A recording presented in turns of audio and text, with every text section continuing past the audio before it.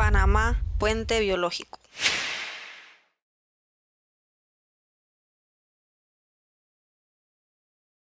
Cuando el istmo se formó hace unos 3 millones de años, se convirtió en un corredor que permitió la migración de muchas especies animales desde América del Norte hacia América del Sur y viceversa.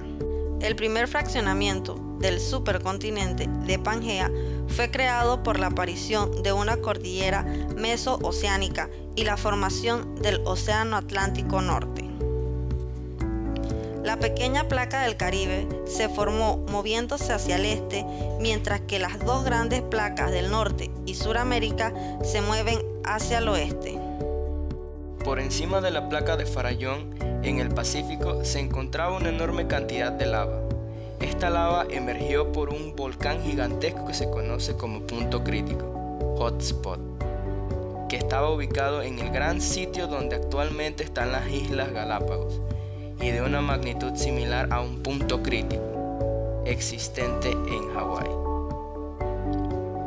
15 millones de años más tarde, hace 65 millones de años, la zona de subducción se fraccionó y una pequeña placa formada por la lava de las Islas Galápagos comenzó a desplazarse hacia el noroeste.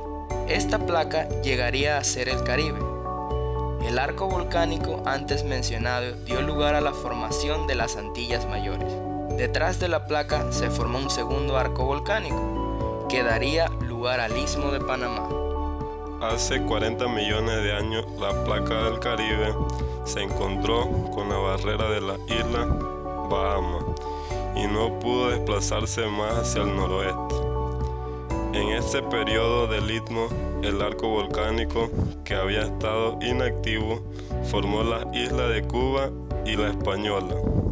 Después, el movimiento de la placa cambió al este, lo que dio lugar a la formación de nuevo arco volcánico activo, y el cual se convirtió posteriormente en las Antillas Menores. Hace 20 millones de años, la antigua placa Farallón se dividió en dos pedazos, en las placas Coco y Nazca. El arco volcánico de América Central siguió creciendo, aunque en aquel periodo todavía existía una amplia conexión marina entre el Pacífico y el Caribe. Surgimiento del Istmo de Panamá. Existen 5 placas activas en América Central, una de las áreas geológicamente más complejas del mundo. Ya que hay tantos movimientos de placas, es lógico preguntarse por qué no tenemos en Panamá volcanes explosivos ni terremotos catastróficos.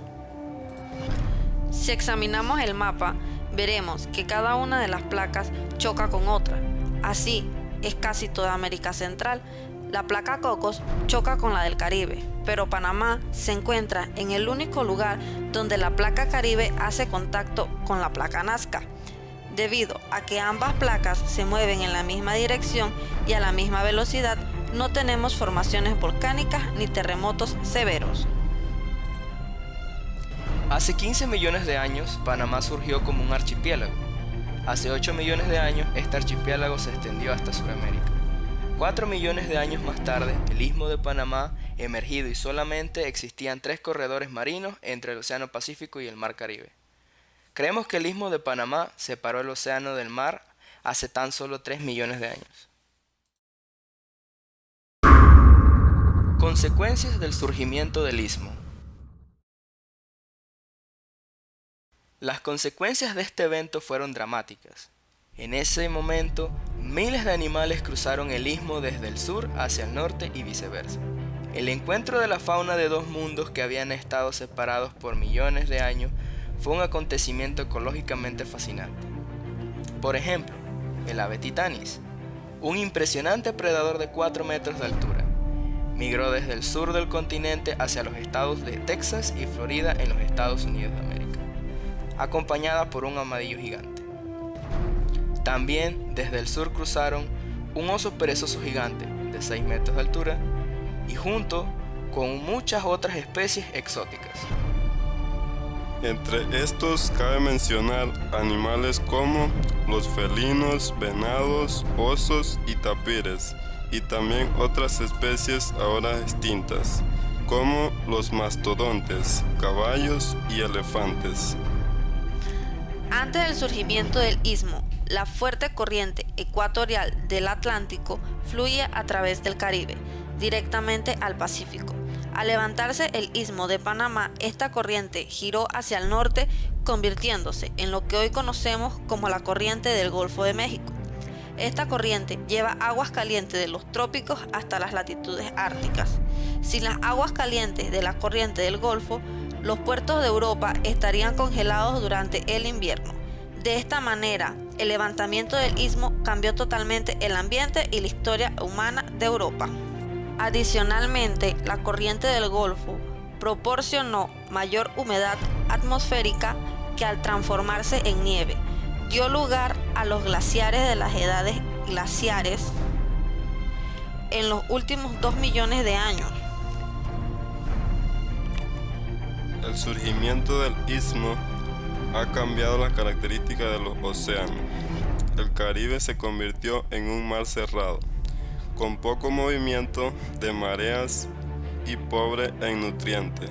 Como consecuencia, el agua se volvió más caliente y salada, ideal para la formación de arrecifes coralinos. El Pacífico ha cambiado de manera más compleja.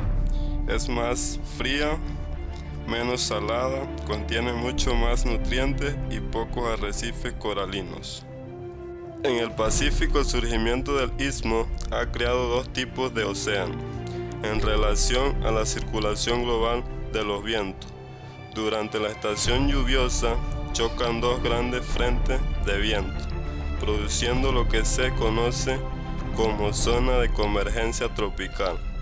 Es decir, cuando ambas masas de aire se encuentran, el aire asciende y se enfría, produciendo lluvias torrenciales, pero muy poco viento. En la estación seca, la zona de convergencia tropical se mueve hacia el sur y toda América Central se encuentra bajo los efectos de los fuertes vientos alisios.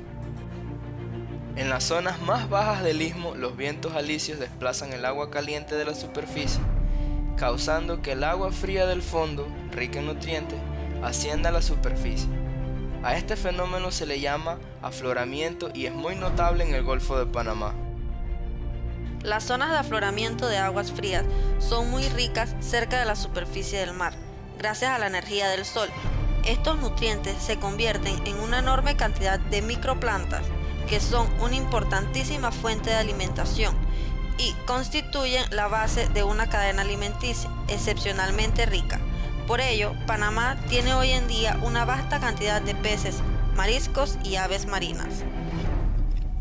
Hemos visto cómo el origen geológico de Panamá ha sido un fenómeno vinculado a cambios lentos, pero inexorables. Cómo estos eventos geológicos han causado cambios extraordinarios en los océanos y en el clima mundial, cómo estos cambios han tenido importantes efectos en la vida marina y terrestre y en la vida humana. Espero haberlos convencido de que la historia geológica de Panamá ha tenido un profundo impacto en nuestro mundo.